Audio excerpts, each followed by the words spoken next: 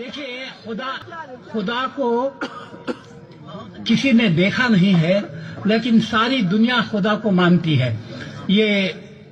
کس طرح یہ میں نے ان اشعار میں کہا ہے، ہم نے تجھے جانا ہے فقط تیری عطا سے۔ اچھا ہے، ہم نے تجھے جانا ہے فقط تیری عطا سے، سورج کے اجالے سے، فضاؤں سے، خلا سے، چاند اور ستاروں کی چمک اور ضیاء سے، جنگل کی خاموشی سے، پہاڑوں کی انا سے، پرہول سمندر سے، پراسرار گھٹا سے، بجلی کے چمکنے سے، کڑکنے کی صدا سے، مٹی کے خزانوں سے، اناجوں سے، غذا سے، برسات سے، طوفان سے، پانی سے، ہوا سے، ہم نے تجھے جانا ہے فقط تیری عطا سے۔ بہت اچھے جی،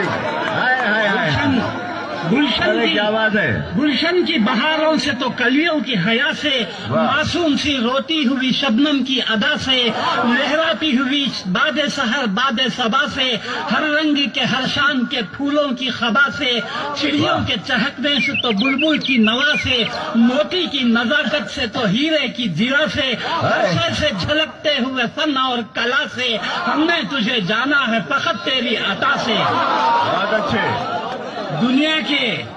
دنیا کے حوادث سے، جفاؤں سے، وفا سے، رنج و غم و آلام سے، دردوں سے، دوا سے، خوشیوں سے، تبسم سے، مریضوں کی شفا سے، بچوں کی شرارت سے تو ماؤں کی دعا سے، نیکی سے، عبادات سے، لغزش سے، خطا سے، خود اپنے ہی سینے کے دھڑکنے کی صدا سے، رحمت تیری ہر گام پہ دیتی ہے دلا سے، ہم نے تجھے جانا ہے فقط تیری عطا سے۔ بہت اچھے، بہت اچھے۔